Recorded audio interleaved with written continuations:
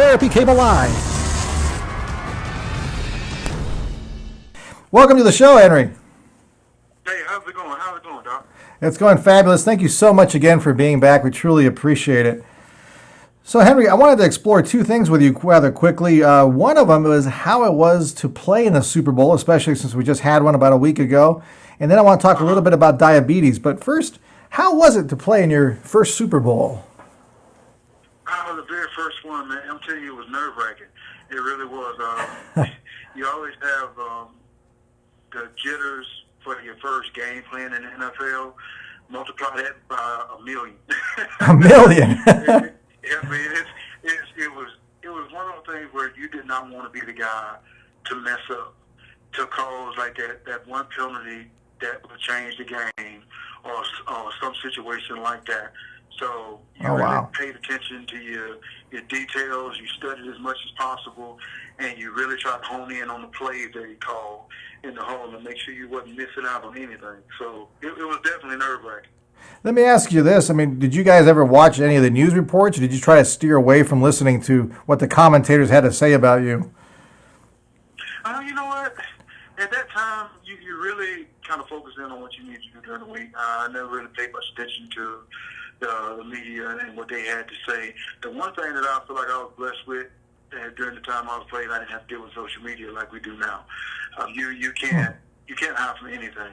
No matter whether you want to tune it out or not, you're going to run into some type of criticism. You can just be checking your Facebook feed and you're telling what somebody's saying about you or whatever it may be. So I'm glad I didn't have to deal with that back then. Oh, yeah, you are lucky. I know right now Peyton Manning is already in the news, the poor guy, just a few days after the Super Bowl. Yeah, I know. And you think it's one of those situations where you want to go out on top and end on a good note, and then, you have this type of news come up, which I look at the situation is that we all got some type of skeletons in our closet. It is what it is, and, you can't be throwing stones unless you worry about what's going to come up on you next. That's absolutely true. On that, in the second Super Bowl, were you a lot more comfortable in the second one than the first? You know what? That's the one thing that I can say as far as the guys go. They seem like they were a lot more comfortable. That the situation with me, I tore my Achilles 3 weeks into the season. Oh, jeez. The year we went to the Super Bowl 43, the second one. So I didn't have an opportunity to play in it. I watched and I helped as much as I could with the line. When you're an athlete, you don't want people to see your vulnerable side.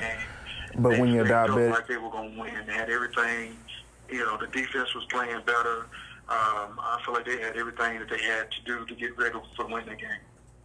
Yeah, I can imagine that. For you, that's a scary thought too. Tearing your Achilles tendon, that takes a long time to recover from. It does. It does. I be honest with you, still have issues with it today. I think every athlete is affected by it. They're not really the same after it happens. You have to really put a lot of time in to even get close to where you used to be. There's a couple of things I want to talk about. We got a few minutes left. I know that. How are you doing on time? You're okay still? Oh, yeah. No, it's a beautiful day, man. It's beautiful here. All right. And you're also a man of faith. Is that correct? Yes, sir. And did that help you a lot in your football career? It definitely did toward the end. Like I said, you brought up the issue with Peyton Manning. Like I said, we all got skeletons in our closet at some point, whether no matter how big or small. And I hit some points during my early 20s and mid 20s where I wasn't doing things where I like I should have been, and wasn't following his lead like I should. And I'm say today I'm still not perfect at it by no means, but I leaned on him so much more towards the end of my career because I knew I needed to do better. I had family and stuff that I needed to start learning how to, grow up and take care of and stuff. That's an interesting point. That's got to be really challenging as a football player when the whole focus is on you and you're focusing everything on the game. That's got to be tough for the family or to try to be part of the family. Yeah, it is. I can say, just speaking from personal experience, you need somebody that can at least try to keep you grounded as much as possible. And my wife did that for me. I mean, she caught a whole bunch of crap that from me, but I'm a lot better person because of it, and he put her there for a reason, and I know that. Didn't necessarily want to see it that way at the beginning, but like I said, we you know what I mean? You live and you learn. You grow up and you learn from experience, and you try to not repeat them, and hopefully, he gives you opportunity to take advantage of those, and trying to do that today. Absolutely. You have a few more minutes left, Henry? Yeah. Sure, Okay, sure. great. I know those lines can be long out there trying to pick up your kids from school. Yeah, it is. I'm in a good long line right now. So you good. I remember that. So, Henry, talk a little bit about diabetes. I know we've seen some videos about you and the diabetes. And did you have diabetes during your football days?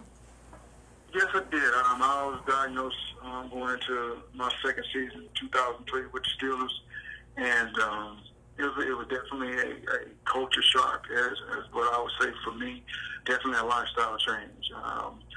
But I kind of go back to God for putting me in the position, because it definitely changed the outcome and how I looked at everything, and it set me on the path that I am today.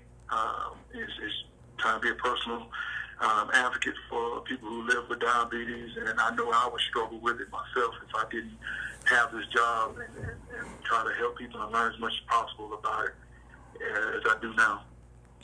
Was it pretty hard to manage yourself during your off season and during the in season? You know what? It was harder during the in season than it was off season. Oh. Off season, I was fine. I mean, you would think. I mean, I was taking great care of it as far as numbers wise, but the relationship between the stress and just dealing with the job that I had, it definitely changed. It really did. I had a lot of injuries while I was playing, and that attributed to trying to manage my blood sugars correctly and getting through those periods.